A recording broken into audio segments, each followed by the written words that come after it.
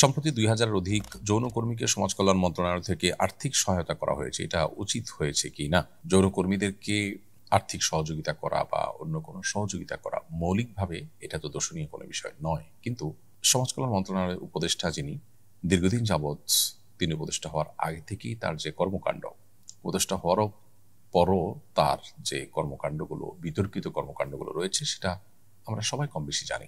এদেশে যৌনকর্মীদেরকে, পতিতাদেরকে পুনর্বাসন করা, তাদেরকে সুন্দর এবং সুস্থ স্বাভাবিক একটা জীবন উপহার দেওয়ার প্রচেষ্টা না করে বরং তারা যে বিভিন্ন রকমের দালালদের খপ্পরে পড়ে ভুল পথে এসেছেন, সেই পথেই তাদেরকে টিকিয়ে রাখার জন্য তিনি কাজ করছেন।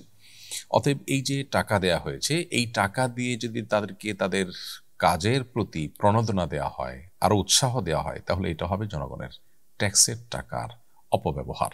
আমি মনে করি বাংলাদেশের 1% মানুষও যদি মতামত নেওয়া হয়, তাহলে এই পতিতা বৃত্তি বা পতিতাদের এই কর্মকাণ্ডের জন্য তাদেরকে আপনি উপহার, পুরস্কার অথবা তারা তাদের এই কাজে যেন টিকে থাকে সেজন্য আরো সহযোগিতা করা, এটার ব্যাপারে একটি টাকা জনগণের ট্যাক্সের টাকা খরচ হোক, এটা দেশের 1% মানুষ আমার মনে হয় না মতামত দিবে।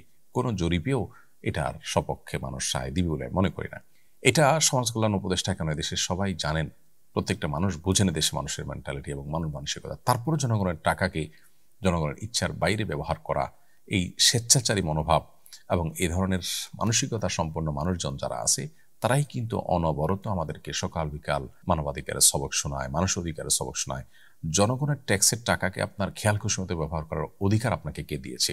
এদেশের মানুষ কি পতিতাবৃত্তিকে পছন্দ করে না ঘৃণা করে? যদি ঘৃণা করে, তাহলে জনগণের ট্যাক্সের টাকাকে তাদের ঘৃণার কাজে আপনি ব্যয় করতে পারেন না। তবে হ্যাঁ, আপনি যদি পতিতাদের পুনর্বাসন করার জন্য টাকা দেন এবং তাদেরকে সেখান থেকে উদ্ধার করে তাদেরকে সুন্দর একটা জীবন যাপন করার সুযোগ করে দেন, একটা চাকরির ব্যবস্থা করে দেন, থাকা খাওয়ার ব্যবস্থা করে দেন, এদেশের কোনো মানুষ সেখানে ভিন্ন মত পোষণ করবে না।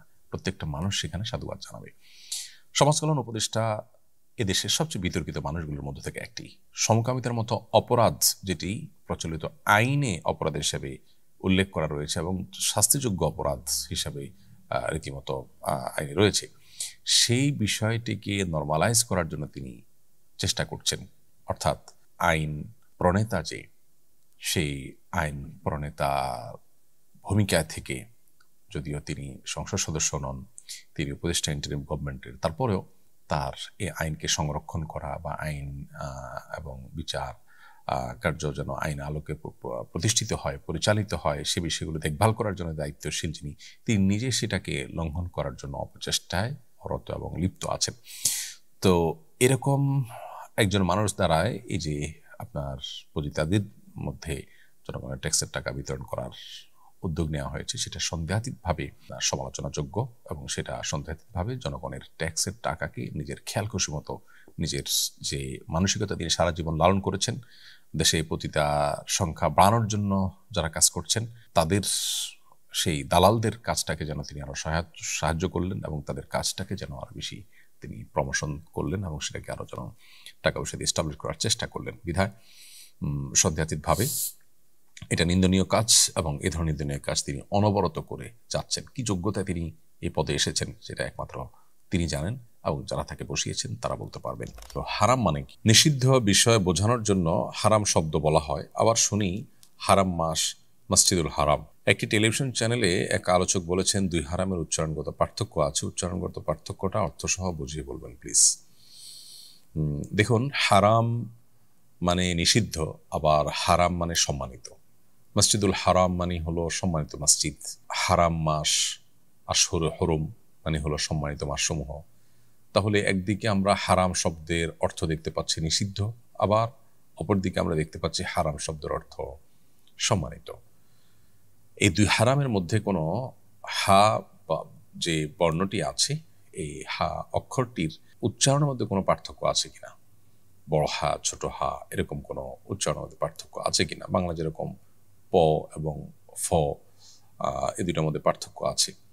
ব এবং ভর মধ্যে পার্থক্য আছে। বাবা এবং ভাবা দুই জিনিস। তো এখানে হারাম অর্থ সম্মানিত, আবার হারাম অর্থ নিষিদ্ধ, এই দুইটার মধ্যে হা বর্ণের মধ্যে কোনো পার্থক্য আছে কিনা, বড় হা ছোট হার, উত্তর হলো না, এই বর্ণের মধ্যে কোনো পার্থক্য নেই, দুইটাই বড় হা, অর্থাৎ হারাম কণ্ঠনালী থেকে যেটিকে আমরা উচ্চারণ করি সেই হাই একটাই হা, বর্ণ একটাই, কিন্তু অর্থ দুইটা। এখন প্রশ্ন হতে পারে যে একই শব্দের বিপরীতমুখী অর্থ কিভাবে হয় বা দুইটা অর্থ কিভাবে হয়। মূলত এখানে অর্থ একটাই, সেটা হলো হারাম শব্দের অর্থ সম্মানিত, এটা হলো মূল অর্থ। এখন কথা হলো যে তাহলে নিষিদ্ধ কিভাবে হয়? এর উত্তর হলো যে কোনো কাজ বা যে কোনো বিষয় যখন নিষিদ্ধ মনে করা হয়, সে নিষিদ্ধ মনে করা হয় এই জন্য যে যিনি এটাকে নিষেধ করেছেন তার সম্মানের কারণে, তিনি সম্মানীয় ব্যক্তি বা সত্তা হওয়ার কারণে তার নিষেধকে নিষিদ্ধ মনে করে সেটাকে মেনটেন করা হয়, সেটার উপরে আমল করা হয়। অর্থাৎ নিষিদ্ধ বিষয়, নিষিদ্ধ কাজ, এটাকে মেনটেন করাটা নিষেধাজ্ঞা আরোপকারী ব্যক্তির সম্মানার্থেই হয়। সেজন্য ওই নিষিদ্ধ বিষয়কেও হারাম বলা হয়। অর্থাৎ নিষিদ্ধটা এটা একটা রেসপেক্টেড জায়গা থেকে নিষিদ্ধ মনে করা হয়। ধরুন কেউ একজন আপনাকে বলল এটা নিষেধ, যে বলেছে তার আসলে নিষেধাজ্ঞাকে আপনি কোনোভাবেই আমল নিতে রাজি নন বা আমল নেওয়ার মধ্যে কোনো ব্যক্তি নন। ধরুন রাস্তার উপর হঠাৎ করে কেউ একজন এসে বললো যে আজ থেকে এটা নিষেধ, এটা দেশে করা যাবে না, সবাই নিশ্চয় হাসাহাসি করবে, তার এই নিষেধাজ্ঞাকে কেউ মানবে না, পাত্তা দিবে না। তো এটা আসলে নিষেধাজ্ঞা না। যদি কোনো বিষয়কে নিষেধাজ্ঞা হিসাবে মানুষ মানে, পালন করে, আমলে নেয়, তখন তার মানে হলো যিনি নিষেধাজ্ঞা আরোপ করেছেন তার সম্মানার্থেই এই নিষেধাজ্ঞার সীমানাটাকে ডিঙানো হয় না, অতিক্রম করা হয় না। তো নিষিদ্ধ বস্তুকে হারাম বলা হয় মূলত ওই নিষেধাজ্ঞা আরোপকারীর প্রতি সম্মানার্থেই। অতএব হারাম শব্দের মূল অর্থ হলো সম্মান। মসজিদে হারাম সম্মানিত মসজিদ, হারাম কাজ মানে নিষিদ্ধ কাজ। এই যে নিষিদ্ধ কাজকে হারাম কাজ বলা হচ্ছে, সেটা কেন? কারণ হলো এটা হলো যে নিষেধাজ্ঞা আরোপ করেছেন তার প্রতি সম্মানার্থে, তার প্রতি রেসপেক্ট থাকার কারণেই এটাকে নিষিদ্ধ করা হচ্ছে, যেটা করা যাবে না, এটা নিষেধ করেছেন আল্লাহ রাব্বুল আলামিন, বিধায় এটা হারাম। এই যে আল্লাহর প্রতি রেসপেক্ট থেকে যেটা করা হচ্ছে না সেটাকেই হারাম বলা হচ্ছে। নিষিদ্ধ বলা হলেও সেটাও মূলত সম্মান প্রদর্শনের খাতিরেই কিন্তু আমরা মেনটেন করে চলেছি, সে অর্থেও এটাকে নিষিদ্ধ করা হচ্ছে। অর্থাৎ এখানে নিষিদ্ধ হলেও সেখানে সম্মান প্রদর্শনের একটা দিক আছে, সে অর্থে বা সেই দিক থেকেই কিন্তু সেটাকে হারাম বলা হয়। তো এজন্য একই শব্দের অর্থ কখনো নিষিদ্ধ হয়, আবার কখনো সম্মানিত হয়, কখনো মূল অর্থটাই হয়, আবার কখনো মূল অর্থের আলোকেই নিষিদ্ধ অর্থটি ব্যবহার করা হয়।